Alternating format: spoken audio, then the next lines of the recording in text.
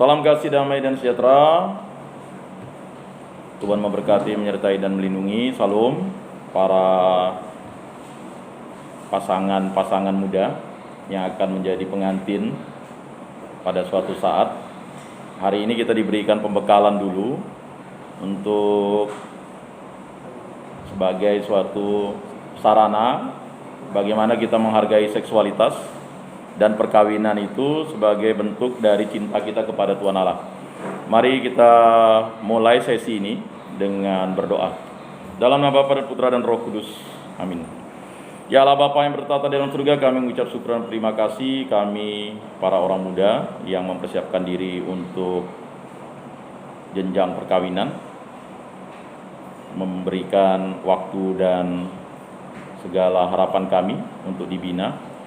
Dalam proses persiapan kami dipanggil untuk menjadi calon suami dan istri pada waktunya nanti. Berkatilah kami agar kami selalu dibimbing oleh karya agung-Mu, sehingga kami dapat selalu mencintai Dikau dengan ketulusan hati kami, dan kami selalu setia dan berpegang pada janji Kristus bahwa Engkaulah Tuhan dan Juru Selamat kami. Semua orang ini kami serahkan perantaraan Tuhan kami Yesus Kristus yang hidup dan meraja kini dan sepanjang segala masa. Amin. Dalam nama Bapa dan Putra dan Roh Kudus. Amin. Saudara-saudari yang terkasih, saya akan membawa materi ya. Materi saya ada beberapa nantinya ya. Pada hari ini kita satu hari penuh akan dipahamkan akan konsepsi ya, bagaimana makna perkawinan yang sesungguhnya. Baik. Ya, kita akan langsung masuk ke perencanaan keluarga ya. Nah, semua orang dipanggil untuk menjadi cinta kasih Allah. Jadi saudara-saudari sekalian, laki-laki dan perempuan itu akan bersatu. Ya. Laki-laki akan meninggalkan ayah ibunya dan bersatu dengan istrinya menjadi satu daging. Ya. Hari ini kalian dibekali untuk memahami konsepsi apa itu perkawinan, apa itu pernikahan ya. Jadi harus dipahami, banyak di antara kita, terutama generasi muda sekarang itu bias terhadap apa maksudnya perkawinan, apa yang disebut dengan pernikahan ya. Jadi sebelum masuk situ saya kasih pengantar ya. Banyak di antara kita ini ya hanya memahami perkawinan dan pernikahan itu sebagai suatu bentuk yang biologis saja. Tidak ya. Perkawinan itu luhur, sejati, hakikinya dipersatukan oleh Allah. Jadi apa yang dipersatukan oleh Allah tidak boleh diceraikan oleh manusia. Jadi saudara-saudari yang terkasih dalam Yesus Kristus ya. Jadi harus dipahami, banyak generasi muda tidak memahami konsep apa itu kawin, apa itu nikah. Ya. Tadi sambil guyon ada satu orang muda tadi katakan, ya kawin sering, nikah itu belum. Tidak. Perkawinan itu luhur. Yang tidak luhur itu perjinahan. Nah, itu beda ya. Kawin itu luhur. Makanya kita menyebut sakramen perkawinan. Jadi sakramen perkawinan itu ya. Jadi perkawinan bagi orang Katolik itu adalah kesucian. Ya. Maknanya itu suci, kudus. Ya. Jadi perkawinan itu bukan sesuatu yang asal muasalnya datang dari sesuatu yang salah, tetapi suatu kebaikan. Jadi kawin itu adalah sesuatu yang suci, kudus. Ya, sebenarnya konsep perkawinan ini ya, memang harus diberikan sejauh hari, sedini mungkin. Dari mulai remaja ketika kita sudah menstruasi bagi perempuan ya. Kemudian bagi laki-laki ketika sudah ya mimpi basah atau akil balik. Jadi semuanya pasti akan ya sampai di fase itu. Perempuan sekarang itu umur 8, 9, 10 ya. Bahkan 11, 12 tahun itu ya pasti sudah menstruasi ya. Bahkan ada yang paling awal 8 tahun ya. Nah, itu tidak tahu karena hormonal atau mungkin faktor psikologis ya. Kemudian laki-laki biasanya mimpi basah itu sekitar usia 12, 13, 14, 15 ya. Bahkan ada yang 16 tahun, bahkan ada yang 17 tahun. Itu tergantung lagi pertumbuhan biologis dan psikologisnya. Makanya gereja memandang makna perkawinan itu luhur. Maka apa yang dipersatukan Allah tidak boleh diceraikan manusia. Nah, perkawinan yang suci itu ya menjadi sakramental.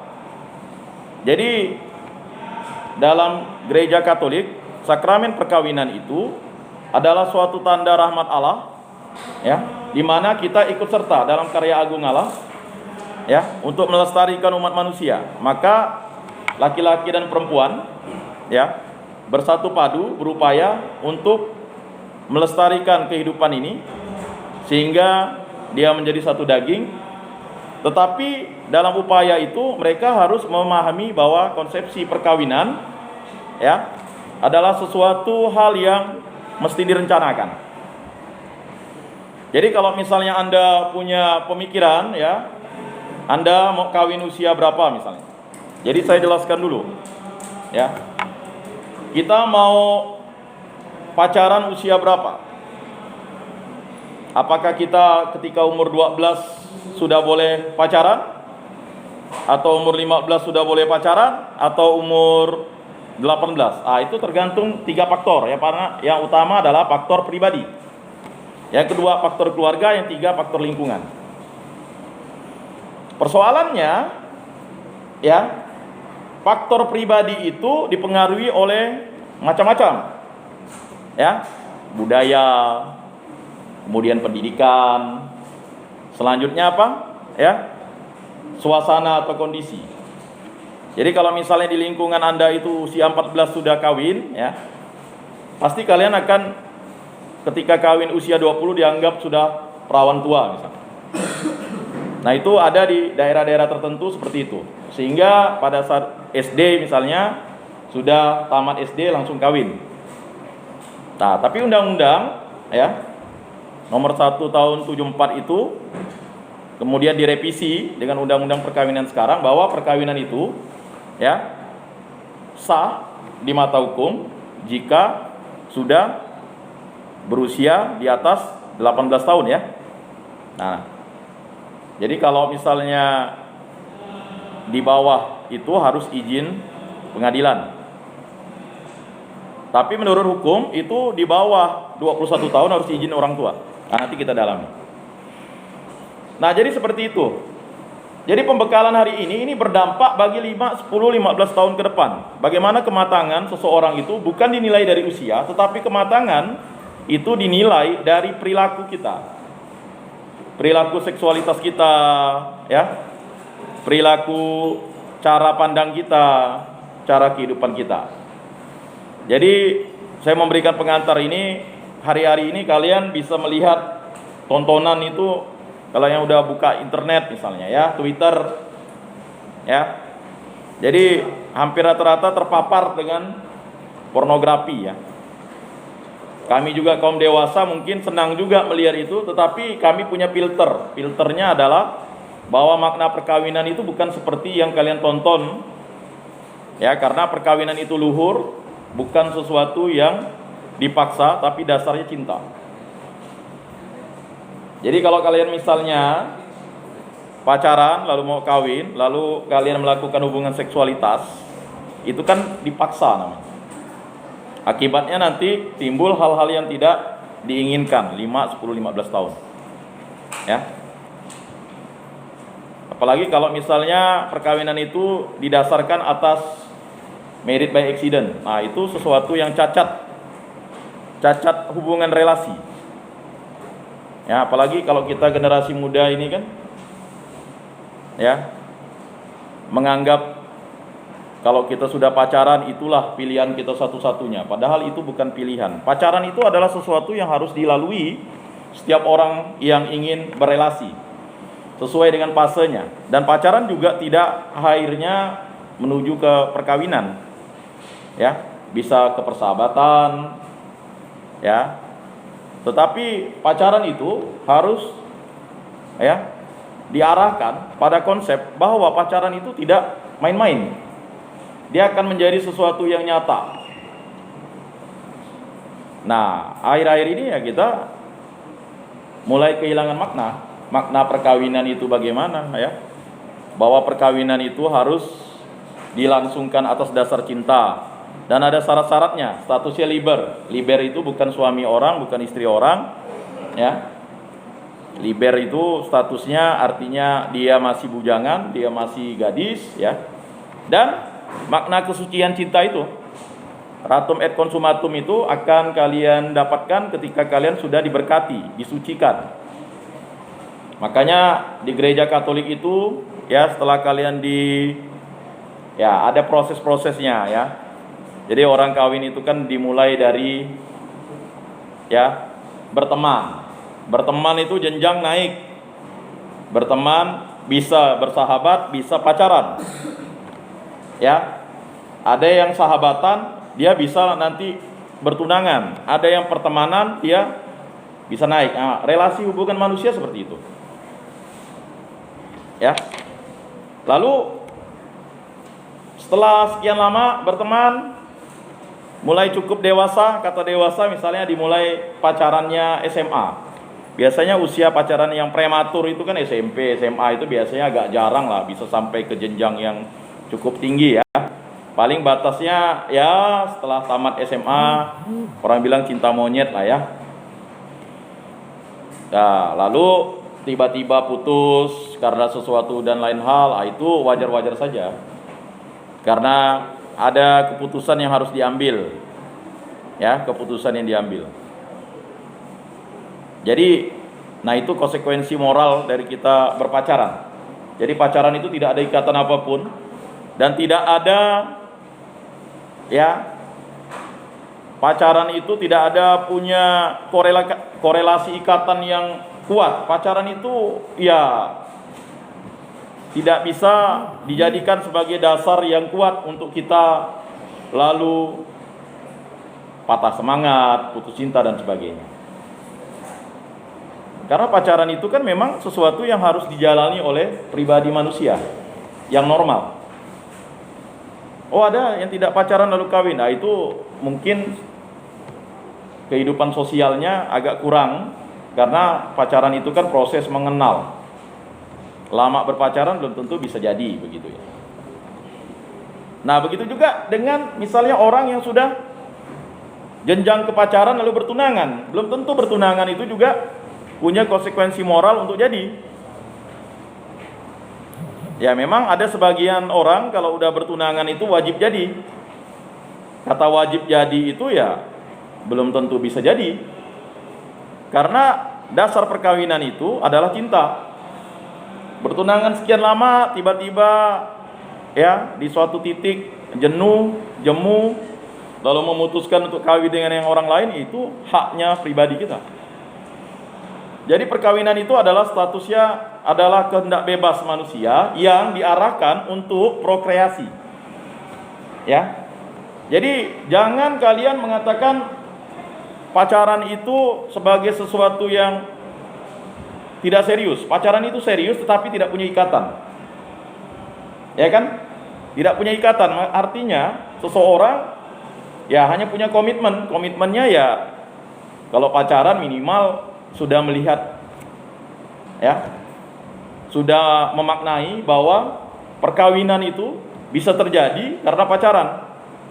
Tapi pacaran belum bisa jadi untuk perkawinan. Ya, pacaran bisa menghasilkan perkawinan kalau pacarannya tidak sehat, kurang sehat. Ya, arahnya sudah pada status yang serius. Misalnya hubungan badan, yang orang bilang seks bebas, kumpul kebo dan sebagainya. Nah, jadi hati-hati. Yang dirugikan adalah kaum perempuan. Karena perempuan bisa hamil. Belum ada penelitian laki-laki bisa hamil. Ya. Perempuan yang bisa hamil, laki-laki bisa menghamili. Itu dulu. Jadi titiknya di situ. Ya, harus dipahami. Jadi ketika kalian menstruasi, ya mohon maaf, di sini kalau sudah menstruasi itu pasti bisa hamil. Ya. Jadi jelas di situ. Jadi tidak bisa lagi kita ya menganggap itu sebagai sesuatu yang yang main-main. Ya. Memang di situ ya yang harus dipahami dulu. Jadi saudara-saudari yang terkasih, ya, Anda pacaran itu kan berarti Anda harus memilih. Pacaran itu kan Anda harus melihat latar belakang budaya, latar belakang ya kesamaan iman, ya. Pastilah kita pacaran itu memikirkan ke sana. Ya. Memang agak naif di zaman kita ini, kita tidak punya pilihan yang berbeda iman, agak naif. Karena memang orang Katolik misalnya di kota Pontianak ini kurang, ya. Pertemanan pun hanya terbatas, misalnya hanya di sekolah, di tempat kerja, dan akhirnya tidak terjadi relasional. Makanya biasanya saya mengharapkan ketika sudah ikut kegiatan-kegiatan, ya mulai dari jenjang, kita punya jenjang ya, sekolah minggu naik ke kita punya pastilah komuni pertama, ya. Nanti diarahkan ke misdinar. Setelah misdinar, kalau sekarang kita punya target program diarahkan ke skami. Skami itu dari kelas 4, ya, kelas 5, kelas 6, kelas 7, kelas 8, kelas 9 kan. Kalian dibuat kelas 9, 10, 11, 12 itu kan tujuannya apa? Itu kan masih jenjang skami. Setelah itu nanti, ya, waktu SMA kalian mulai diarahkan untuk ikut OMK, ya. Tapi tetap kalian berada di naungan skami, ya. Di situ OMK. Nah, setelah masuk ke jenjang kuliah itu kan biasanya ada yang masih tetap di skami, tapi tetap juga gabung di OMK, mengikuti kegiatan-kegiatan lainnya, terarah pada kegiatan itu. Nah, keputusan akhirnya kan kita punya relasional. Kita memilih. Kita sudah punya hak pilih itu sebenarnya dari umur 12 sampai 15 kita sudah punya hak pilih. Ada yang sudah pacaran diam-diam, ya, mengagumi laki-laki. Kalau kalian misalnya kagum dengan laki-laki atau kagum dengan perempuan, itu hal yang normal, wajar. Ya. Karena itu bagian dari bagaimana kita bisa mengarahkan, ya, orientasi seksual kita pada sesuatu yang benar. Jadi kalau misalnya, mohon maaf, saya tidak menjustifikasi orang yang punya orientasi seksual, misalnya laki-laki suka dengan laki-laki, perempuan suka dengan perempuan, ngerti ya? Beda ya, kalau kita laki-laki punya orientasi seksual suka dengan laki-laki, apakah itu salah? Ya, belum bisa dihakimi salah. Yang salah kalau sudah pada fase hubungan yang emosional. Ya, kita suka dengan kawan kita itu sebagai sahabat. Fasenya bukan pada ikatan emosional. Nah, di situ. Nah, maka itu menjadi sesuatu yang lumrah-lumrah saja. Ya. Nah, saudara-saudari yang terkasih, apa yang dimaksud dengan keluarga? Ya. Keluarga merupakan unit terkecil dalam masyarakat yang terdiri dari suami, istri, atau suami istri dengan anaknya, atau ayah dengan anaknya, atau ibu dengan anaknya. Keluarga lazimnya disebut rumah tangga yang merupakan unit terkecil dalam masyarakat sebagai wadah dalam pergaulan hidup. Jadi Anda hidup dalam keluarga-keluarga. Hidup dalam keluarga-keluarga di mana Anda punya tradisi, punya budaya, punya tata krama, ya. Jadi Anda harus memahami, kalau kita ingin mempunyai hubungan yang baik dengan keluarga orang atau kelompok orang, kita kan harus datang dengan baik, dengan normal, mengunjungi orang-orang, ya. Lalu mendatangi orang-orang, ya. Kemudian di situ kita mulai ada ketertarikan, ya. Kita mulai melihat, ya, ada sesuatu yang berbeda, ya, perasaan yang berbeda, ya. Tapi perasaan yang berbeda itu belum tentu untuk pacaran, ya. Karena arah orientasi kita pada perkenalan sebenarnya. maka banyak terjadi kesalahan, penyimpangan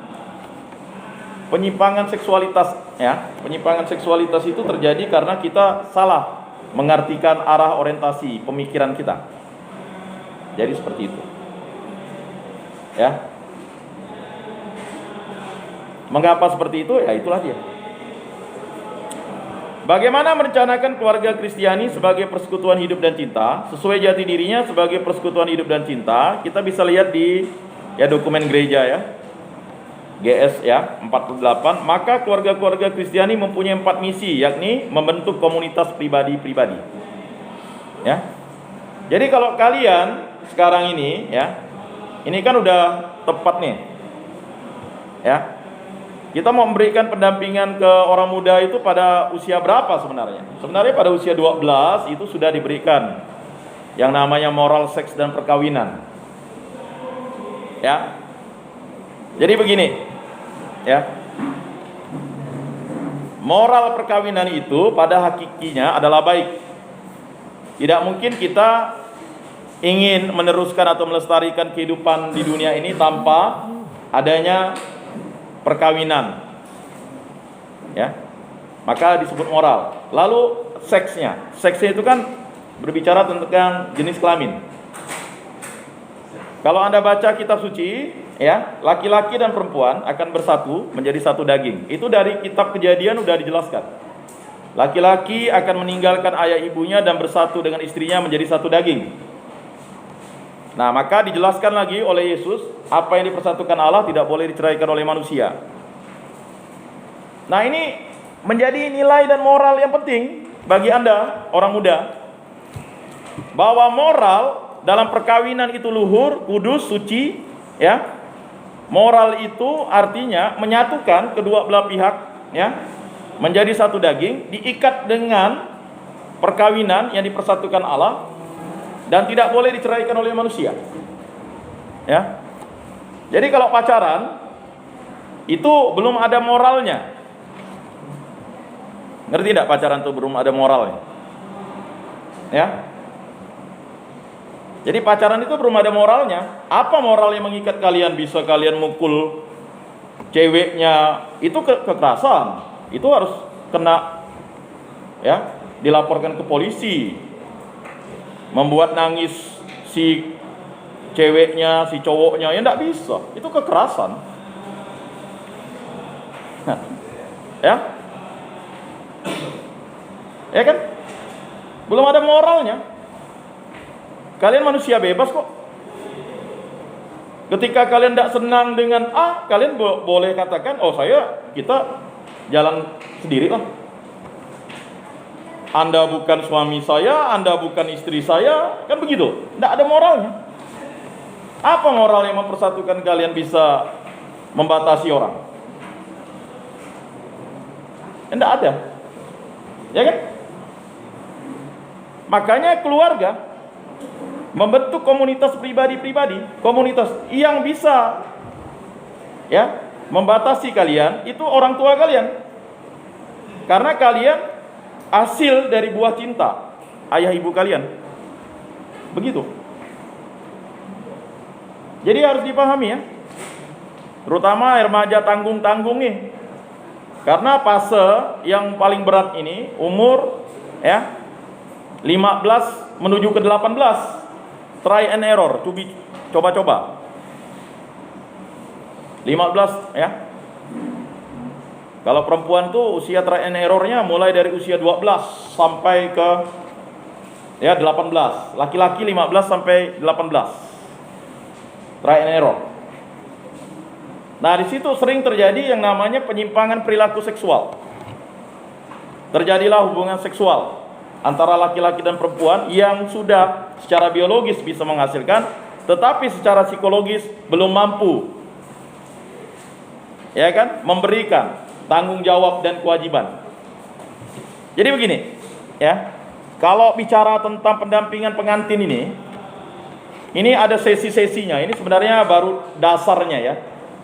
Jadi sebenarnya saya sangat senang misalnya yang hadir ini adalah calon pengantin. Calon pengantin itu ya Anda kan calon pengantin.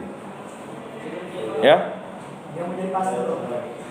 Persoalan Anda mau punya orientasi berpikir untuk hidup selibat atau hidup apa, tapi jelas Anda pengantin. Anda paham enggak? Kalau kaul kekal itu adalah calon pengantin Kristus. Imamat itu adalah pengantin Kristus. Suami istri juga adalah pengantin Kristus. Jadi kata pengantin itu adalah sesuatu yang dipakai Yesus bahwa ikatan cinta itu begitu kuat.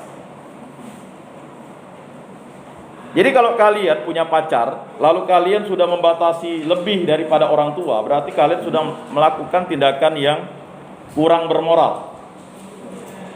Membuat nangis anak orang misalnya, itu tadi. Ya. Lalu itu tidak bisa, ya. Sebagai orang Katolik kita tak boleh. Apa hak kita membatasi gitu? Kita boleh suka dengan orang, tapi kita tidak bisa membatasi. Apalagi Anda masih usia tanggung misalnya. Ya kan? Nah itu. Nah, kemudian mengabdi kehidupan. Jadi keluarga itu selain membentuk komunitas pribadi-pribadi, kan kalian misalnya bapak ibu pribadi-pribadi nih, lalu lahir anak, misalnya 3 anak, itu komunitas pribadi, ya kan tidak mungkin. Misalnya kalian sekarang tidur atau bobok sama mamanya lagi yang sudah akil balik misalnya, tidak boleh, tidak bisa bobok dengan bapak mamanya, karena kalian sudah mengerti, memahami bahwa akan terjadi yang namanya relasi.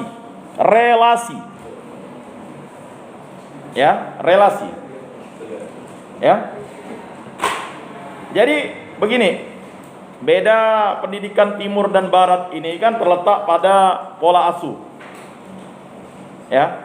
Sama-sama baik tetapi berbeda cara pandang. Orang timur anaknya itu dari usia palinglah dilepaskan tidur itu setelah SMP. Tapi kalau cewek biasanya usia kelas 4, kelas 5, kelas 6 itu udah harus tidur sendiri. Karena cewek lebih punya pemahaman, pengertian yang lebih ini ya. Kalau laki-laki kayaknya masih dangkal ya. Masih belum paham gitu. Ya.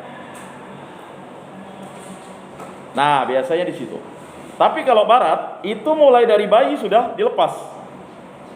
Maka kalau kita lihat misalnya film-film barat itu kan, anaknya dibiarkan sendiri, ini nangis ya biarkan saja. Karena dia sudah diberikan kebebasan. Sedangkan orang timur memberikan kebebasan kepada anaknya itu, ya kan? Ada titiknya, ada waktunya. Mungkin kuliah pun masih dibatasi untuk tidak pacaran. Itu hak komunitas keluarganya, tidak bisa kita memaksakan itu, karena kita hidup di negara demokrasi kan. Bahkan sampai usia misalnya 25 tahun pun belum punya pacar misalnya, ya tidak ada masalah sebenarnya ya. Tapi kalau di Jepang masalah. Anak-anak di Jepang kalau usianya 15 sampai 18 masih perawan itu dianggap cepu. Tidak tahu apa tuh ya. Jadi dia menganggap perawan itu sesuatu yang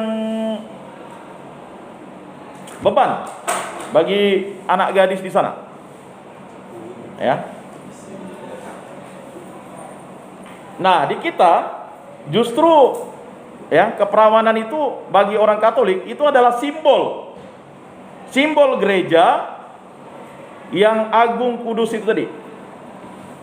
Keperjakaan dan keperawanan itu simbol gereja. Kalau kalian merusak keperawanan dan keperjakaan, itu berarti kalian sudah berdosa berat. Berzina namanya. Jangan berzina. Berarti kamu memutuskan hubungan dengan Allah. Ya, makanya 2 kali ditekankan tuh. Jangan ingin berbuat cabul. Cabul itu kan ya, kalian misalnya onani, masturbasi dan sebagainya. Nonton film porno ya, awalnya kan nonton. Ya. Jadi kalau yang sudah nonton film porno pasti dia onani. Kalau laki-laki, kecenderungannya begitu.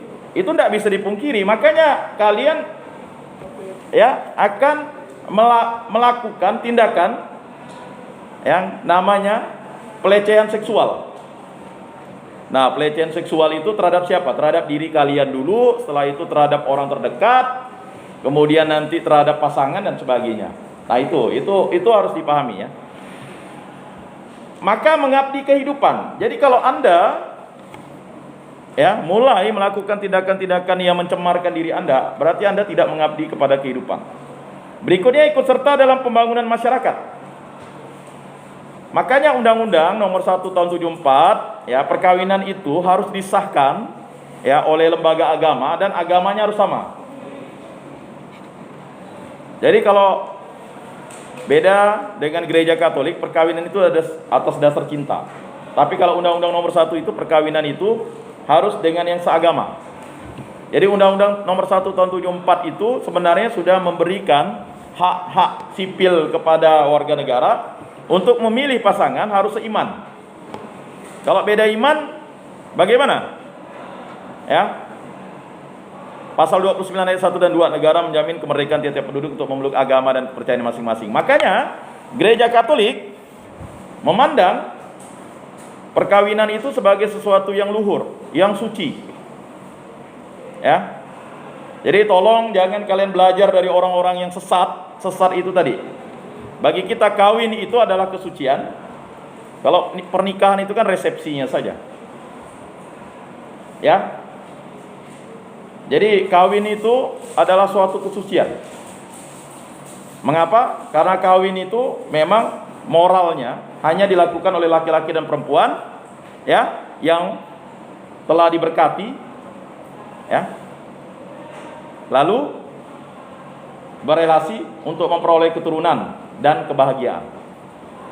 Jadi ingat, kalau Anda paham, ketika Anda ingin melakukan seksualitas akan terbuka terhadap yang namanya ya kehamilan dan keturunan. Jadi jangan bilang tidak tahu. Nah, ini tantangan yang harus dihadapi oleh kalian. Ya. Makanya sering konsepsi perkawinan itu menjadi hambar. Ada perselingkuhan pra perkawinan.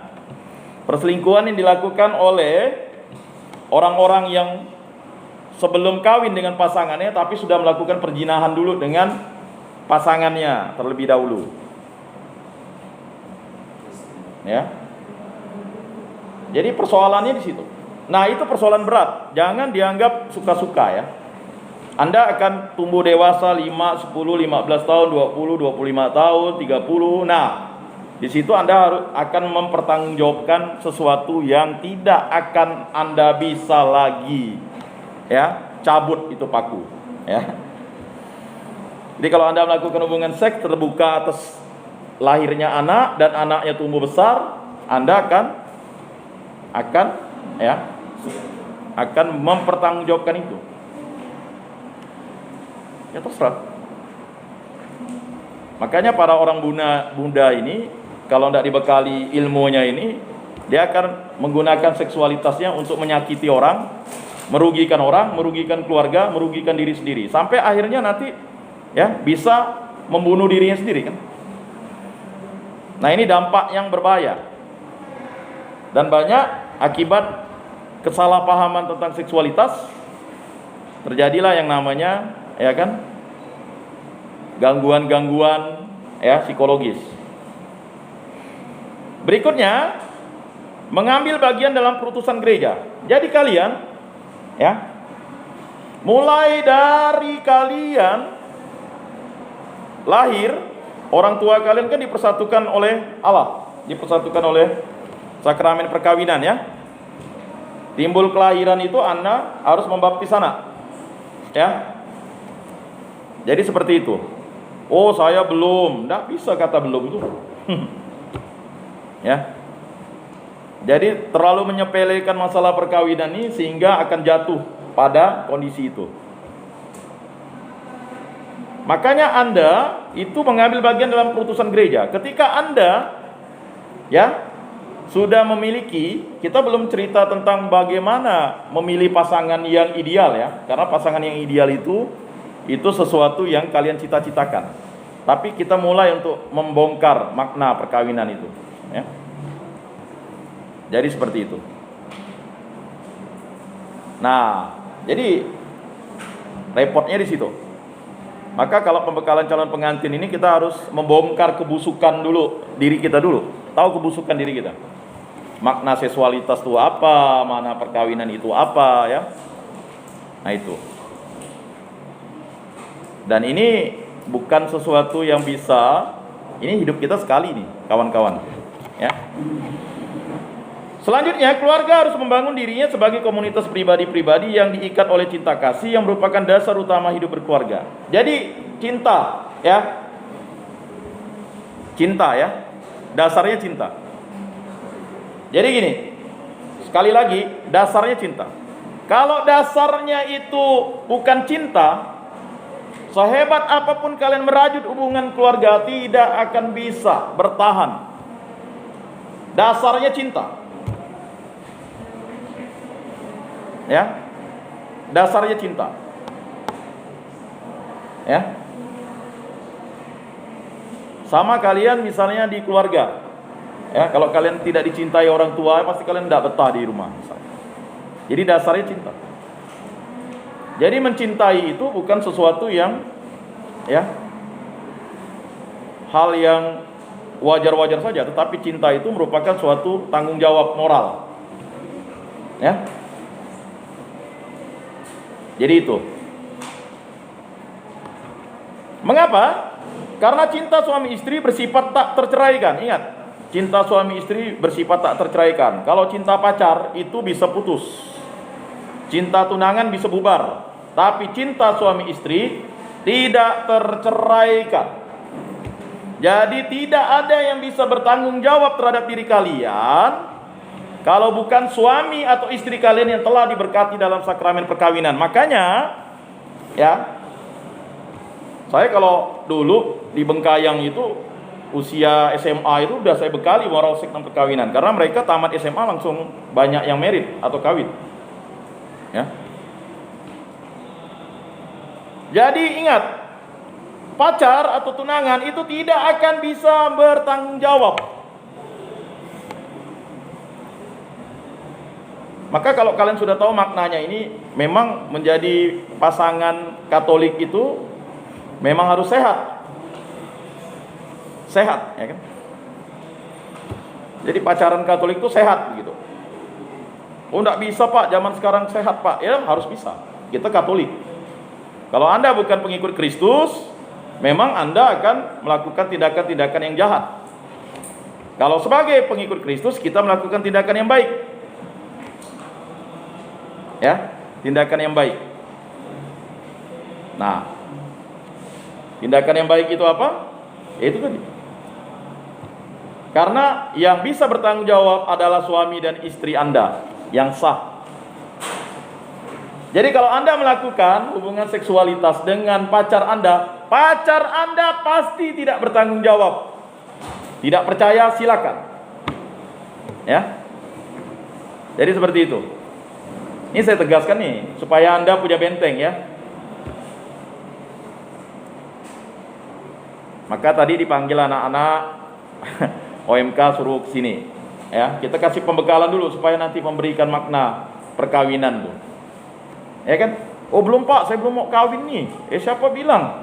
Kalian pasti udah mau melakukan hubungan seks. Kalau terbuka hubungan seks berarti kalian sudah melakukan kawin. Kawinnya itulah namanya zina. Ya, kalau kawin itu luhur, zina itu tidak luhur. Jelas ya? Jelas nggak nih? Jelas? Ya kalau nggak jelas ya percuma tuh. Ya. Nah itu makna perkawinan itu ya. Nah baik. Jadi menghadirkan cita kasih Allah pada umatnya dan juga demi kesejahteraan anak-anak. Kesejahteraan anak-anak ya. Jadi nanti itu kesejahteraan anak-anak. Nah, jadi kesejahteraan anak-anak itu terbuka pada suatu ya masa di mana kita harus memaknai itu. Kristus menegaskan bahwa sejak semula Allah tidak menghendaki perceraian. Jelas. Nah, makanya bagi Anda yang ingin memilih pasangan itu, benar-benarlah memilih pasangan itu berdasarkan dasarnya cinta. Ya, dasarnya cinta. Baik, sampai di sini ada yang mau bertanya? Langsung aja ya, tanya ya. Jadi seperti itu. Ada yang mau bertanya? Ya, enggak ada.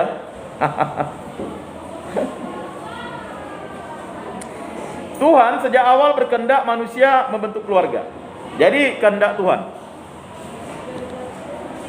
Jadi kehendak Tuhan itu dimulai dari ya bapak ibu kita menerima sakramen perkawinan. Itu kehendak Tuhan. Makanya kalau kita belum menerima sakramen perkawinan, lalu kita sebagai orang beriman, terutama umat Katolik, beriman Katolik, ya, dia lalu melakukan yang namanya tindakan perzinahan, makanya dilarang untuk menerima sakramen Ekaristi, karena dia tidak pantas dan tidak layak.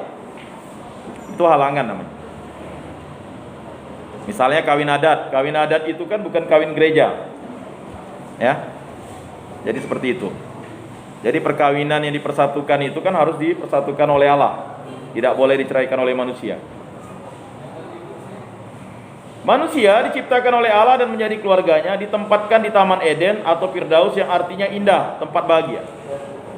Jadi Anda itu ditempatkan di taman yang indah, ya, menikmati keindahan.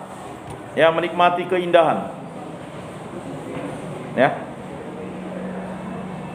Bagaimana nanti menikmati keindahannya? Ya, itu tadi. Sebelum menjadi suami istri ya jangan melakukan hubungan seksual. Yang kedua, ya, tidak boleh melanggar etika dan moral yang ada, begitu. Ya. Jadi itu penting. Ya. Memang itu sesuatu yang sulit. Di zaman sekarang orang pacaran tidak ciuman, orang pacaran misalnya tidak pelukan itu sulit. Tapi itulah orang Katolik. Ya. Karena ciuman dan pelukan apakah terbuka pada seksualitas? Kalau otaknya sudah cabul, ya pasti akan membuahkan keinginan. Dosa keinginan itu sudah dosa ya. Nah di situ. Jadi melawan dosa keinginan itu berat. Beratnya ngapa? Kalau kita tidak menerima sakramen pertobatan ya susah. Ini baru segelintir ya. Daripada banyak yang hengkang. Nah ini ya sesuatu yang berat dan beresiko. Sebagai ciptaan Allah, manusia diberi kemerdekaan dan kesempatan untuk mengelola kehidupannya. Ya, itu berarti manusia bertanggung jawab atas kehidupannya dan kehidupan selanjutnya beserta seluruh keturunannya. Allah berfirman, beranak cuculah dan bertambah banyak, kuasailah bumi dengan segala isinya. Jadi Anda memutuskan untuk kawin itu karena Anda ikut dalam ya kelestarian lingkungan hidup ini. Ya, karena Allah yang berkehendak, beranak cuculah. Ya, beranak cuculah dan bertambah banyak, kuasailah bumi dengan segala isinya. Kejadian bab 1 ayat 28. Ya. Jadi saudara-saudari yang terkasih dalam Yesus Kristus, ya, tidak susah menjadi calon pengantin Katolik yang baik. Ya, ikut saja 10 perintah Allah, 5 perintah gereja. Ya, Anda sudah menjadi orang Katolik yang baik dan disegani. Ya. Karena makna perkawinan itu sesuatu yang luhur. Ya. Di gereja Katolik itu tidak ada perceraian. Ya. Jadi ya, apa yang dipersatukan Allah tidak boleh diceraikan oleh manusia. Nah, jadi itu maknanya yang harus dipahami. Bahwa perkawinan itu bukan sesuatu yang hanya kalian anggap sebagai hal yang biologis. Silakanlah kalau orang yang tidak beriman Katolik atau tidak beriman Kristiani menganggap itu hanya biologis, silakan. Kalau kita tidak bisa. Konsekuensi Anda mengawini seseorang, ya, dasarnya cinta. Cinta itu melahirkan 3 hal: tanggung jawab, kewajiban, dan kesetiaan. Ya enggak? Ya. Ini sama dengan ilustrasi misalnya kita pacaran.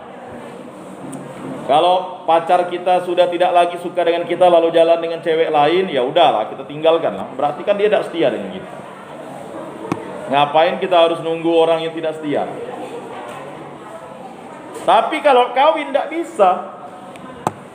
Kalau sudah terikat sakramen perkawinan, itu tanggung jawab, kewajiban, dan kesetiaan.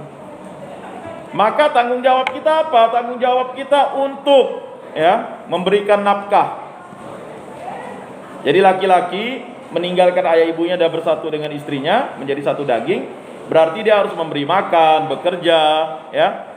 Makanya laki-laki itu harus, ya, minimal sekarang kan pendidikan, ya, pendidikan.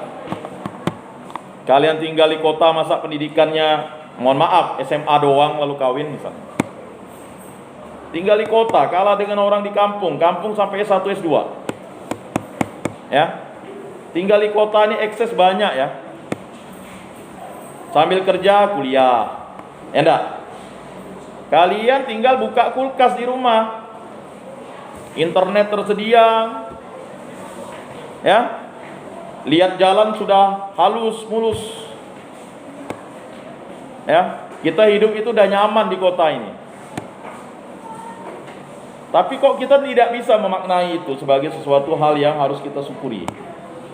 Ya. Nah, itu tadi tanggung jawab. Jadi bapak kita tanggung jawab dengan mama kita, dengan anak-anaknya. Mama harus tanggung jawab dengan anak-anaknya. Itulah cinta. Kewajiban mendidik anak secara Katolik, memberikan pendidikan Katolik. Anak dididik sampai dewasa, sampai minimal S1 lah. Lalu nanti didampingi anak itu. Nah, itu dia. Ya, sekarang sih kalian bilang, oh nanti bisa. Enggak bisa. Ya. Apakah kita bisa berubah? Kalau dari sekarang kita tidak mau didampingi, kita tidak bisa berubah. Nah, itu. Nah, sampai di sini ada yang mau bertanya? Karena pesertanya semakin berkurang. Yang tadi entah kemana kan gitu. Padahal kopi tinggal buka, dikasih makan, ya, enak sebenarnya. Ini kegiatan yang paling enak, tapi itulah aneh. Kalau kegiatan kalian bayar, kalian baru tanggung jawab. Kegiatannya gratis, dikasih makan, dikasih snack, nggak mau datang. Aneh, ya, manusia tuh aneh.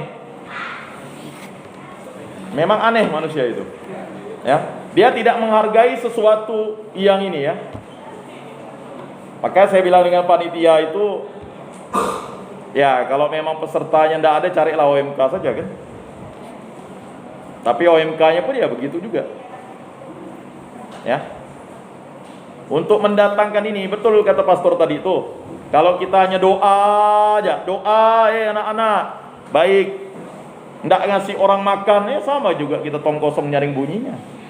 Tapi kita ini lebih aneh, dikasih makan tidak menghargai begitu, Pak. Tidak menghargai pemberian dari ini, ya, dari seksi kerasulan keluarga nih, ya. Dikasih ATK, ya kan? Kasih, disuruh tulis dan dengar gitu. Ya. Bahkan kalau kegiatan-kegiatan yang level biaya yang lebih tinggi itu, ya, bisa dikasih uang saku dan transport untuk dengar orang ngomongnya. Nah, tapi di sini ada yang mau ditanyakan, silakan. Saya buka sesi, ya. Jadi kita boleh nakal, tapi kita tidak boleh nakal iman. Nakal dalam artian kita boleh kreatif, tapi kalau untuk nakal kawin itu tak bisa. Itu sesuatu yang luhur, ya. Dan tidak bisa kita mau mengatakan barang ini, oh nanti saya bisa berubah. Tidak. Hidup sekali, ya. Hidup sekali, ya. hak wewenang itu di tangan kalian. Nah, kalian tidak boleh diatur oleh pacarnya. Yang ngatur kalian tuh bapak mama lah sekarang, yang kendalikan. Ya. Hormatilah ibu bapakmu. Jadi kalau orang melakukan hubungan seks itu tidak menghargai bapak mamanya. Banyak tuh yang dilanggar tuh. Ya. Sebelum jadi suami istri udah melakukan hubungan seks tuh. Ya. 10 perintah Allah dilanggarnya. 10 perintah Allah. Ya. Kalau orang, jadi begini gampangnya ya. Biasanya kalau orang ya, kalau dia suka nonton film porno, pasti dia malas nyambut. Merasa jijik dengan dirinya. Ya, saya kan pernah mudika. Ya. Merasa kotor. Nah itu. Yang kedua ya, kan jelas tuh, jangan menyembah berhala, berbaktilah padaku saja. Udah itu pasti jarang mau berdoa. Ya enggak? Ya? Lama-lama apa? Ya? Jadi mencintai sesuatu yang panah gitu. Ya? Itu. Ada yang mau ditanyakan lagi? Mungkin? Silakan.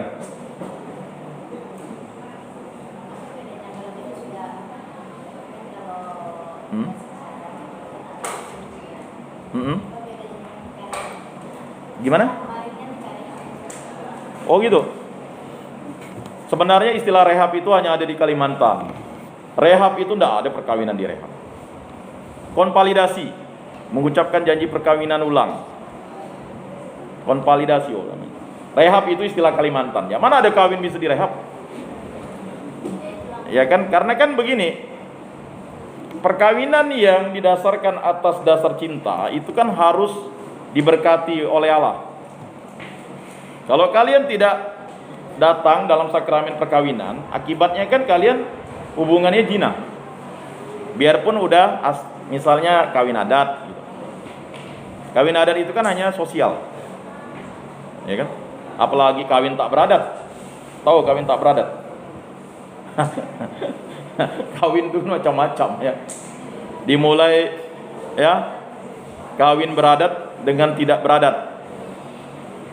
Ya kan?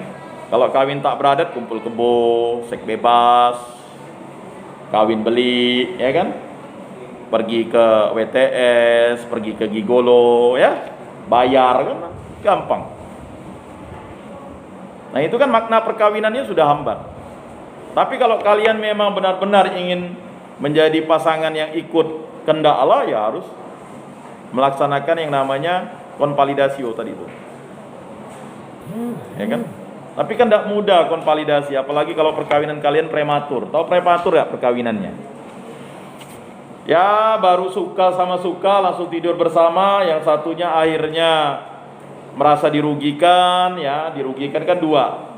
Belum tentu hamil tapi kehilangan keperawanan. Namanya perempuan ya dirugikan lah. Laki-laki tak pernah rugi karena merasa selalu perjaka terus, selalu ingin cari perawan. Kaum laki-laki itu kan sifatnya kan individualistis, ego, merasa tidak hamil. Ya. Jadi ada yang namanya itu tadi, kehendak bebas itu diikat karena moral tadi itu. Kan tidak bebas lagi. Kalau kamu misalnya ya perempuan misalnya, tidak perawan misalnya kan. Kan akibatnya apa? Kehendak bebasnya terganggu lah. Pasti akan bohong nanti dengan pasangan selanjutnya. Begitu juga yang tidak perjaka. Ngomong dia perjaka. Biasanya tuntutan gitu. Gini, kalau orang baik dapat orang yang kurang baik, sebenarnya ya, dia merasa kecewa karena kurang baik. Orang baik dapat orang baik, belum tentu juga ya perkawinannya lancar-lancar kan. Jadi begini, perkawinan itu harus ya, pohon yang baik menghasilkan buah yang baik. Pohon yang buruk menghasilkan buah yang buruk. Makanya pohon yang buruk itu dipotong, ya kan? Nah, itulah konvalidasi maksudnya. Jadi kalian numbuhkan pohon yang baru. untuk mendapatkan buah yang baru. Kita tahu perkawinan Daud dengan istri Uria kan disebut-sebut terus. Daud tuh mengambil istri panglima perangnya, lalu menyuruh panglima perangnya ke depan, lalu panglima perangnya mati, lalu diambil istrinya, namanya Batseba kan. Apa yang terjadi? Anak yang lahir dari itu harus mati. Nah ini tanggung jawab moral yang luar biasa. Dan disebut terus tuh, ya kan? Silsilah itu disebut. Kalau kita baca Injil Matius bab 1 tuh disebut terus. Nah jadi pohon yang buruk kita tebang, kita ganti dengan pohon yang baik dan buah yang baik. Pohon yang buruk tidak akan menghasilkan buah yang baik. Cara menghasilkan buah yang baik adalah pohon yang buruk itu ditebang, dihapus dosanya, terima sakramen tobat, lalu kita konvalidasi. Nah itu, ya. Hanya gereja Katolik yang punya penghapusan dosa itu. Oh jadi gampang lah Pak, kalau misalnya kita nanti udah masih ini kita bisa berpetualang cinta, wah itu lebih parah. Tanggung jawabnya itu gitu Pak. Sedangkan tanggung jawab kita aja moralnya itu bisa seumur hidup. Nah itu. Mungkin ada lagi yang mau bertanya nih yang depan nih, anak muda nih. Nih, cewek. Mau nanya yang ketua nih. Nah, harus tanya. Silakan. Silakan Pak.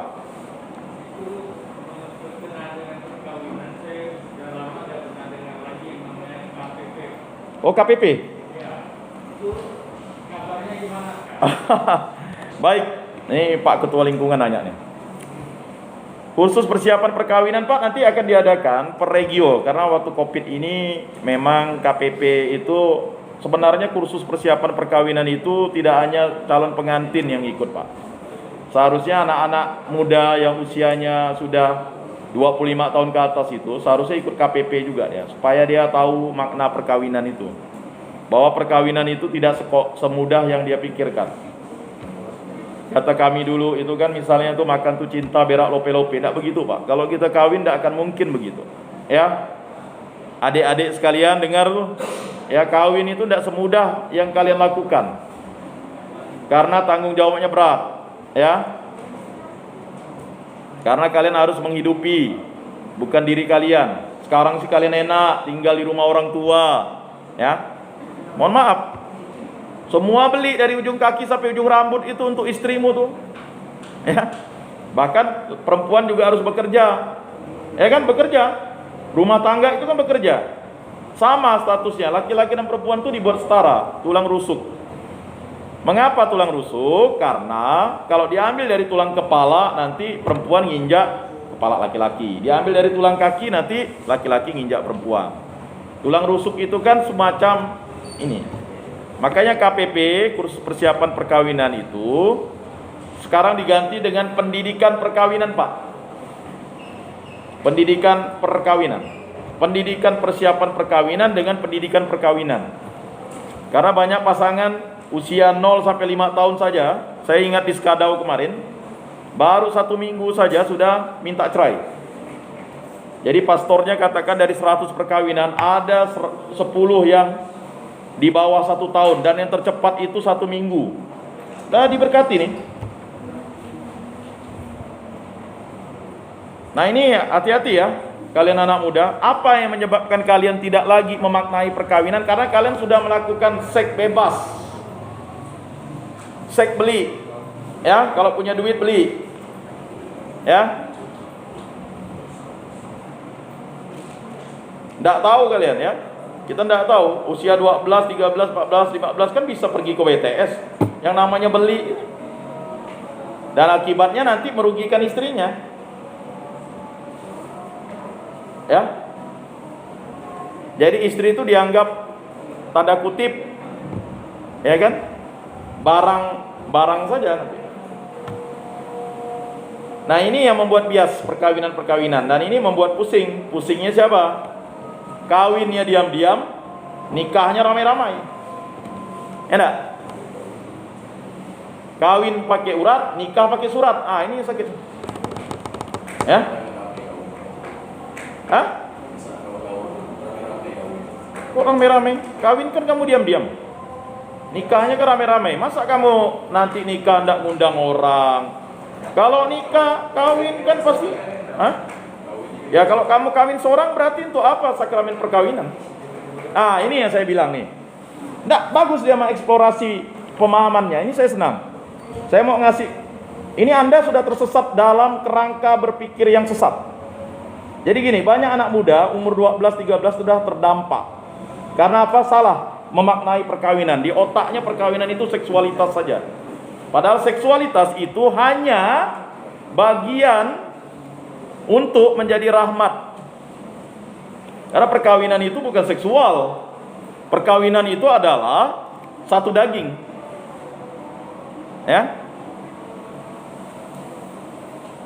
Mengapa perkawinan itu? Masa kamu nanti bapak mamamu ndak nyaksikan kamu kawin, ya? Pastor ndak ada, ya itu berarti kamu kawinnya bukan kawin, jinah lah itu. Makanya, ya, coba kamu dengar ndak? Ya, pengumuman pertama, kedua, ketiga. Ya sekarang kamu boleh nganggap perkawinan itu gampang sepele. Ya nanti kamu baru tahu rasanya ngurus perkawinan, ya. Kamu kira hanya kamu yang kawin, bapak mamamu harus datang, ya, bertunangan, ngelamar. Bukan kamu yang ngelamar, ya. Ramai yang kawin tuh sekeluarga, ya kan? Betul enggak? Hah? Semua. Kalau kamu mau enak ejak kawin, ya itulah tadi, enggak bisa enak. Dikatakan enak, enggak enak. Saya sih santai-santai saja menjawab pertanyaan kamu nih, ya. Karena kawin itu bukan sesuatu yang seperti kita konsepsi kita. Kawin itu luhur, suci. Kesucian itu harus menjadi berkat bagi semua orang. Makanya kita mengundang orang, kan? Ya, kawin pasti mengandung. Kalau nikah kan mengundang. Kan tidak mungkin bapak mamamu tidak tahu kamu kawin, ya?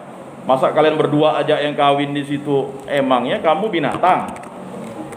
Itu harus dipahami itu. Dari kitab Kejadian, ingat Adam dan Hawa. Siapa yang mempersatukan Adam dan Hawa? Hah? Makanya kalian nih, coba baca kitab suci lah sedikit. Sedikit ya, jangan banyak-banyak. Kitab Kejadian tuh jelas tuh. Ya, nah itu. Nah, itu pandangan-pandangan yang harus diluruskan. Nggak bagus dia bertanya begitu. Karena memang anak muda ini kan pikirannya masih selengean, masih pikir tuh tapi kalau udah kejadian barulah ribut. Bapak mama lalu ngasah mandau, ngasah parang dan sebagainya. Ya pasti ribut lah. Kalau kamu buntingi dia, bapak mamanya ribut dengan kamu. Ngapa ribut? Karena kamu melakukan tindakan tidak bermoral. Itu. Nah, ketika kamu berpikir, oh ini tidak bermoral, saya sebagai Katolik harus bermoral, maka kita harus melakukan sesuatu yang bermoral. Ya enggak? Ya, kalau kamu bilang betul-betul itu kan berarti kan kamu masih berpikir yang bebas. Anak muda itu kan harus diluruskan supaya tidak sesat. Karena kalau kamu sudah nanti sesat, membengkokkannya sesuatu yang karat susah. Ya, mumpung masih muda jangan melakukan itu. Kalau udah melakukan sakit, ya tanggung akibatnya. Ya kalau kita mau, ya paku sudah ditancapkan, kalau ditarik susah. Nah itu. Ini baru makna perkawinan saja, belum masuk fungsi keluarga. Ada lagi yang mau bertanya? Nih ketua, nih nggak nanya, Samuel? Silakan Roland. Pertanyaan saya tentang perkawinan beda agama. Jauh benar Renat. Kira-kira udah masuk materi atau belum? Ya, enggak apa-apa ditanyakan saja. Saya tanya setelah materi. Enggak apa-apa tanya. Gimana agama? Tentang beda agama itu kan di mana pasal 2 ayat 1 Undang-Undang Nomor 1 Tahun 1974 berbunyi perkawinan perkawinan adalah sah apabila dilakukan menurut hukum masing-masing agamanya dan kepercayaan itu. Dalam penjelasan undang-undang perkawinan ditegaskan bahwa rumusan pasal 2 ayat 1 tersebut tidak ada perkawinan di luar hukum masing-masing agamanya dan kepercayaan itu menjadi komunitas atas dasar penetapan itu pasangan harus memiliki dalam rekor catatan sipil, tetapi cara ini tidak bisa dilaksanakan sejak terbitnya Kepres nomor 12 tahun 1983. Pertanyaan saya, apabila sesuatu yang kesepakatan untuk beda agama itu kan contoh lah pihak mempelai pria itu beragama Katolik, sedangkan mempelai wanita itu Muslim, karena kan mayoritas agama di Indonesia besarnya adalah Muslim. Apakah kita pernikahan tunduk kepada calon mempelai pria sebagai kepala keluarga untuk melaksanakan pernikahan dalam yang disebutkan yang KPP itu sebelum pernikahan? Apakah harus melangsungkan pernikahan itu atau balik lagi ke agama mayoritas?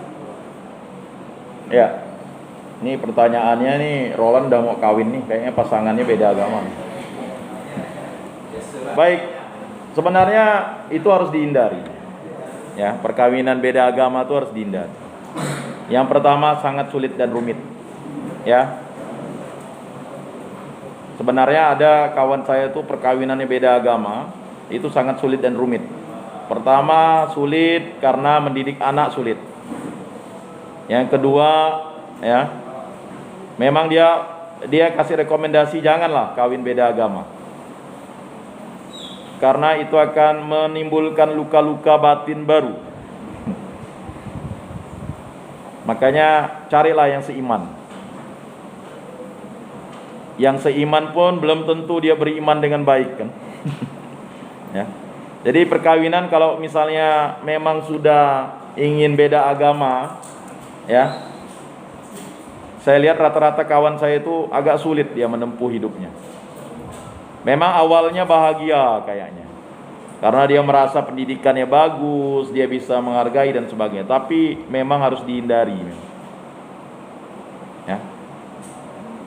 Untuk apa sih kita kawin lalu menyusahkan orang lain kan? Kita kan ingin membahagiakan diri kita dan orang lain juga kan?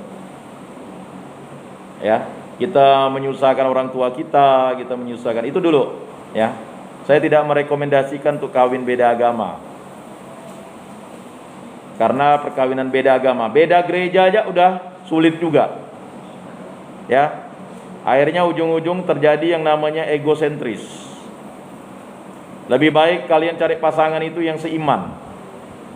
Itu rekomendasi saya.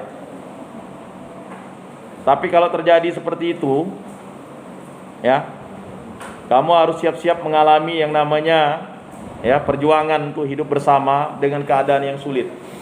Walaupun kamu bisa membahagiakan dengan materi, ya, tetapi ibarat kalau kita punya bahtera, punya dua nakoda, gimana bisa jalan-jalan tuh, berputar-putar kan, dua supir gitu, ya kan, bukan jalan ke sana, bukan jalan ke sini, dan itu perlu sesuatu yang itu dulu ya Roland. Nah, jadi kalau terjadi seperti itu ya pasti. Tapi gereja Katolik tetap menghargai perkawinan itu karena dasarnya cinta. Ya. Dan Santo Paulus katakan, jika kamu orang yang kudus kawin dengan orang yang tidak kudus. Kawin orang yang tidak kudus itu artinya orang yang tidak dibaptis, Pak. Ya, kamu sudah menguduskan orang itu sebenarnya.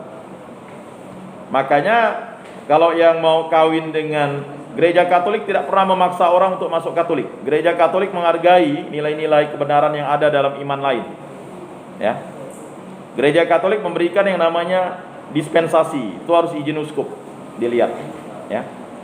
Ada dispensasi namanya perkawinan beda agama. Ada perkawinan beda gereja, ya. Ada perkawinan beda agama.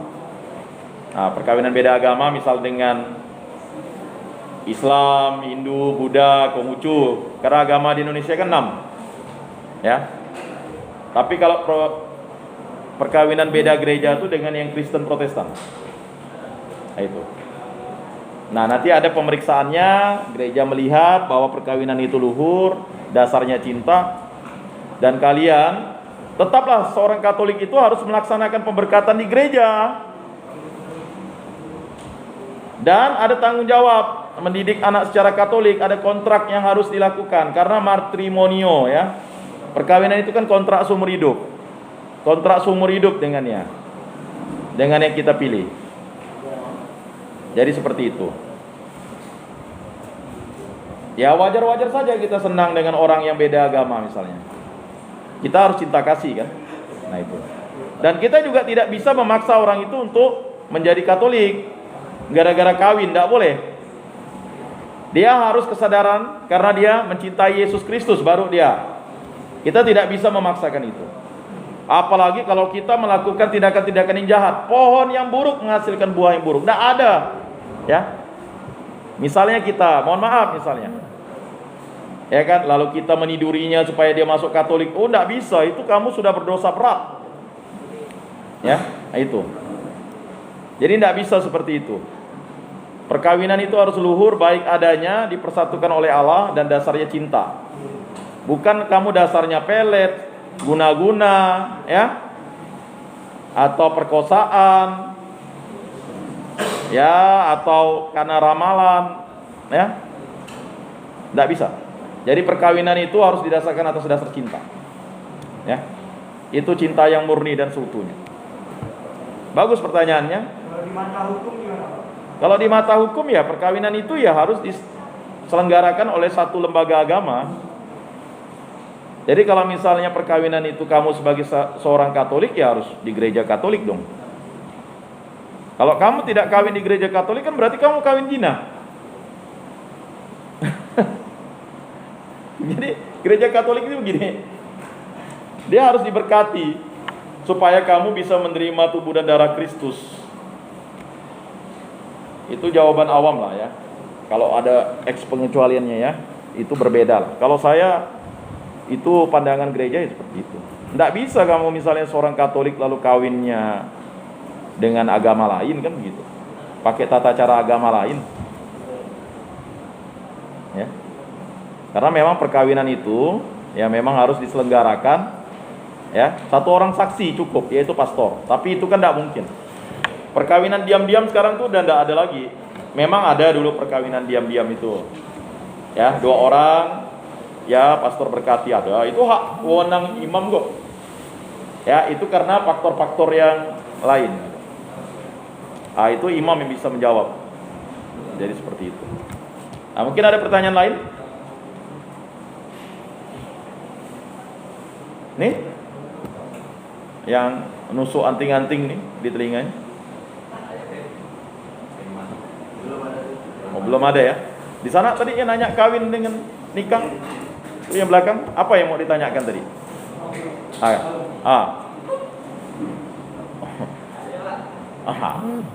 Biasa anak muda gitu nih jago kandang gitu. Alham. Yang mau tanya alham? Ada yang mau ditanya? Gimana?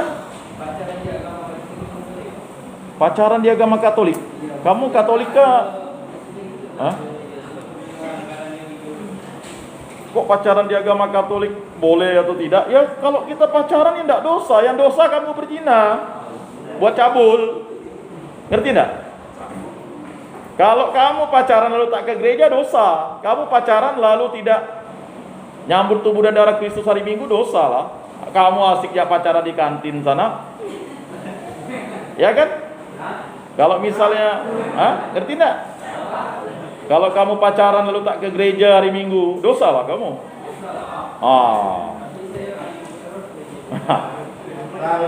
Apalagi kalau kamu pacaran, ya kan? Lalu merusak anak gadis orang, itu lebih berat dosamu. Tidak bisa. Ya kalau kamu melanggar 10 perintah Allah ya dosa lah. Ya. Jadi usahakan pacaran itu yang sehat. Sehat itu kan harus menghargai kehidupan. Kamu nyium anak gadis orang ngapain sih? Berarti kan kamu tak menghormati ibu bapaknya, tak menghormati Tuhan Allah. Dari ujung kaki sampai ujung rambut itu adalah milik Allah. Tak selai rambutmu pun tidak dihitung oleh Allah Bapa di surga. Kan begitu? Ya alham. Ya. Jadi seperti itu. Nih yang sana. Ini yang kacamata. Silakan. Kalau itu pernikahan atas dasar paksaan itu. Oh, enggak bisa. Kawin itu enggak bisa dipaksa. Kan banyak kejadian kayak zaman dulu, zaman-zaman Orba. Oh, zaman dulu itu berbeda Allah. Kamu nih zaman dulu. Jadi gini, makanya kalau kamu coba, kalau ada sakramen perkawinan, kalian dengarlah misalnya khotbah pastor, ditanya apakah ada yang memaksa. Perkawinan tidak bisa dipaksa. Perkawinan itu dasarnya cinta. Tidak ada yang boleh memaksa orang kawin. Kalau dia tidak mau kawin, bukan kawin tak kawin yang menyelamatkan. Yang menyelamatkan Tuhan Yesus. Anda tidak kawin pun tidak ada masalah kok. Tetapi ingat, Anda tidak kawin, tapi Anda hidup sebagai orang yang bukan biarawan-biarawati. Sayanglah. Ya kan? Tapi kan hak Anda tidak kawin. Dijodohkan termasuk paksaan. Ya, sekali lagi, pacaran dengan dijodohkan itu kan beda-beda tipis. Dijodohkan itu kan ada dua hal yang terjadi. Yang pertama, si anak ini tidak mampu mendapat pasangannya karena dia mungkin ya ada faktor psikologis. Mengapa ada perjodohan itu? Tujuannya sebenarnya bukan untuk memaksa. Orang perjodohan juga kalau dia senang sama senang kan? Ya, kalau dia tidak senang kan tidak bisa juga. Tapi ada juga kasus Pak, perjodohan kan atas dasar Bayar utang. Ekonomi. Ya. Tidak bisa. Jadi begini, perkawinan itu tidak bisa dipaksa apapun yang terjadi. Pohon yang buruk menghasilkan buah yang buruk loh. Tidak bisa. Jadi jangan memaksa orang kawin kalau dia tidak mau kawin dengan kita. Anda misalnya meniduri pacar Anda, berarti Anda memaksa dia kawin dong. Dengan cara apa? Dengan cara guna-guna, obat bius, pelet, atau dengan cara iming-iming, ditipu. Ya kan? Anda kan memaksa cinta Anda, tidak bisa. Jadi kita sebagai orang Katolik tuh harus melakukan sesuatu yang baik, bukan kejaliman. Kalau Anda melakukan kejaliman, itu berarti Anda sudah berada ya mengikuti kuasa kegelapan. Jadi tidak bisa. Ya. Jadi kan ada nih misalnya, kamu naksir cewek, dia tidak mau ngelirik, doa ya. Doa, berusaha lah. Bunda, bantulah saya, doakan anakmu nih biar si cewek ini bisa dengan saya. Kalau kamu tidak yakin, lalu kamu tidak mau memperkenalkan diri dekat dengan dia pun tidak mau, hanya di kamar doangnya tidak bisa. Doa dan firman, udah itu usaha yang baik dan benar. Biar muka kayak pantat kuali, kalau kita ramah, rajin dia, udah itu tidak kasar, ya kan? Ini bagaimana mau dengan cewek kebun binatang kamu ngomong dengan cewek? Udah tidak bisa lah. Ya kan? Tidak bisa. Harus elegan gitu nih sebagai cowok nih. Biarpun ya gaya pun ya minimal parfum itu dari sekilo dah. Ini saya bilang OMK, aduh, ya nampakkanlah kesalehan tuh. Baju diganti, ini bau ketek, bau, aduh. Di parkir itu, waduh, terima kasih Bu, terima kasih, waduh, ramah benar anak ini. Jangan, pelayanan kita, smile, 5S, senyum, sapa, salam, sopan, santun. Orang tak kasih, terima kasih. Ini ngapa kau nih? Ngomong dengan orang tua begitu. Oh, tahu-tahu yang kau taksir anaknya. Oh, udah. No. Kita sebagai anak muda, saya kan lama di parkir juga dulu, ya. Sampai saya hafal anak-anak gadis tuh. Celana koyak, rambut gondrong. Tapi selalu kita kembalikan duitnya. Terima kasih Pak, terima kasih Bu. Keramahan tuh penting. Penampilan itu bisa, ya wajar lah, usia ya. Tapi kalau kita ramah, ya kan, susah. Kita nih pelayanan ini akhirnya nanti Tuhan akan menjawab doa kita. Coba perhatikan kawan-kawanmu yang cewek kan, ya pergi ke salon, pedicure, medicure. Kamu yang cowok, aduh, pakai parfum pun enggak, baju tak berganti. Sekarang nyaman pergi ke laundry kan? Ya enggak? Nanti memang betul bisa berubah. Ya tapi ya sekarang lah ada pula. Tampilkan lah. Ada waktunya kita rock and roll, ada waktunya kita itu. Gaya bicara kita juga ngomongnya yang bagus, ramah, ya kan? Kita kan enggak tahu rupanya. Wah ibu ini kan begitu. Tahu-tahu jadi mertua kita dan sebagainya, kita enggak akan tahu. Itu tadi, ya. Bagaimana kita memberikan pelayanan itu? Tujuan nanti OMK ini sebenarnya apa?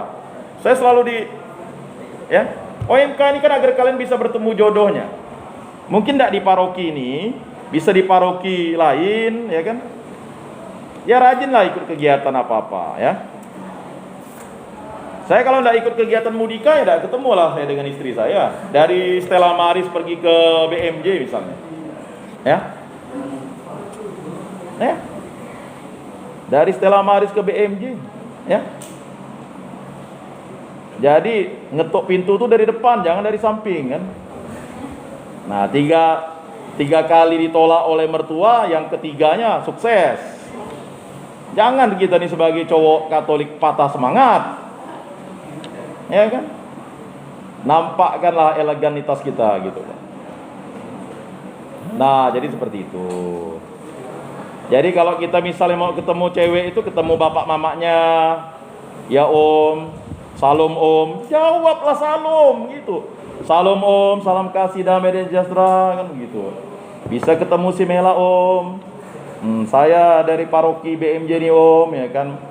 Pandai-pandai lah anda ini ngomong. Om, ada Mela enggak om? Nah, ya gaya mau preman begitu gimana? Ya enggak? Jadi how to smile itu, ya enggak? Ya. Gimana kita bisa mau mendapatkan, kita ini ingin mendapatkan si jantung hati, enggak ada usaha. Mau dengan orang enggak punya ya semacam pelayanan yang baik, susah. Seperti itu ya. Baik, ada lagi? Nih, yang depan nih. Yang udah ngomong diskusi, enggak tanya lah. Udah punya pacar? Kan mau jadi pengantin masa enggak punya pacar? Yang sana, yang kacamata sana. Mau ditanya kan? Ya. Ya silakan ditanya. Mumpung ada kesempatan kan? Silakan. Ini. Pak, Gimana? kalau dalam bisa kayak Pak, ada sepasang kekasih. Pernikahan tanpa direstui orang tua gimana? Pernikahan tanpa direstui orang tua, itulah tadi saya bilang. Kalau kita ini milih pasangan, ya kita kan harus hormatilah ibu bapak kita. Kalau memang tidak direstui orang tua, ya putuslah. Tapi kan masalahnya tidak bisa putus karena sudah melakukan seks bebas, zina. Ini kacau kan? Kalau kita tidak direstui, ya hormatilah ibu bapakmu, kan begitu, ya kan? Jadi kalau kita ini kan mertua kita, orang tua kita, kan gitu. Kalau tidak direstui, ya udahlah. Berarti kan kita sampai di situ saja, ya enggak? Karena percuma saja kita mengawini orang tua atau mertua kita tidak senang dengan kita. Apalagi kalau kita misalnya itu kan. Ya makanya penting itu namanya kita terus berdoa, usaha yang baik dan benar. Makanya kalau kita mau dengan seseorang, 3 hal yang kita lakukan. Cinta itu kan melahirkan tanggung jawab, kewajiban dan kesetiaan. Ya kan? Tanggung jawabnya apa? Kerja dong kita. Sekolah yang baik, bekerja yang baik, ya kan? Tanggung jawab, ya kan? Kemudian kewajiban, walaupun gaji kecil, yang halal, punya usaha, ya kan? Kemudian setia, ya kan?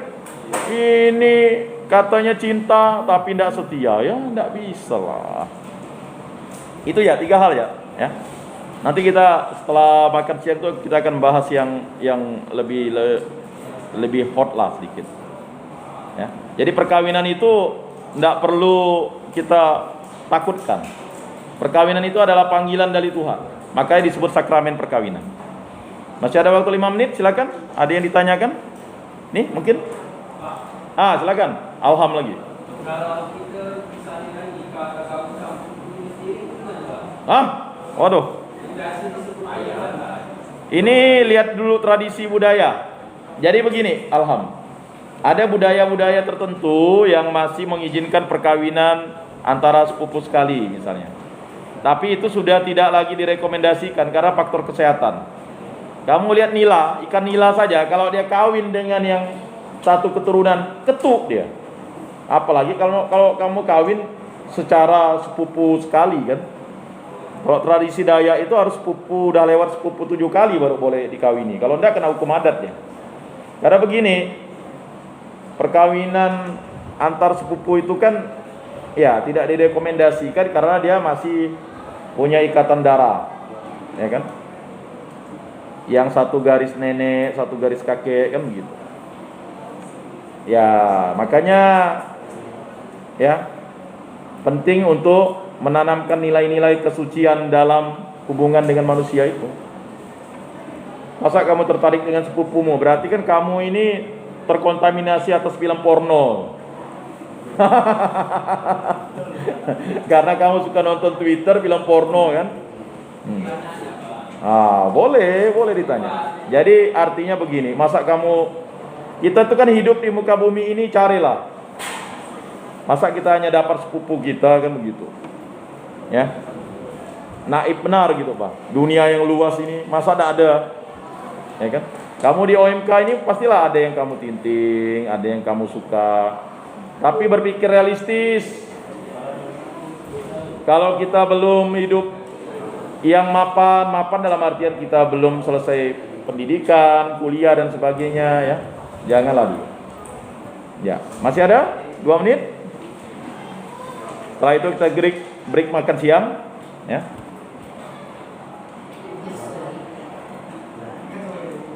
Mungkin ada? Samuel belum dengar ini. Ya. Tuh tadi adik kita di belakang yang ngecek HP belum? Nah, dia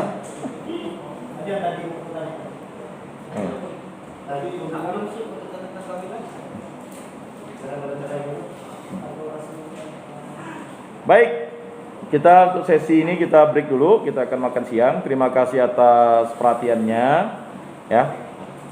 Jadi sekali lagi masih ada kesempatan bisa dikontak kawan-kawannya untuk hadir ya untuk sesi yang kedua. Nanti sesi kedua ya sekitar jam 1 lah. Ya, kita akan makan siang ya. Mohon untuk tidak meninggalkan tempat ya. Kita komitmen dengan kegiatan kita ini. Tolong kawan-kawan OMK dikontak kembali untuk bisa hadir ya, rolannya. Mari kita tutup dalam doa. Dalam nama Bapa dan Putra dan Roh Kudus, amin. Ya Allah Bapa yang bertata dalam surga, kami telah menyelesaikan sesi ini tentang keluarga. Semoga kami dapat mewujudkan ini, walaupun kami masih mempersiapkan diri untuk menjadi pengantin pada waktunya yang akan datang. Berkatilah kami agar kami selalu dibimbing oleh kasih karunia-Mu. Semoga ini kami serahkan dengan perantaraan Tuhan kami Yesus Kristus yang hidup dan beraja, kini dan sepanjang segala masa. Amin. Dalam nama Bapa dan Putra dan Roh Kudus. Amin. Selamat siang, Tuhan memberkati. Salam.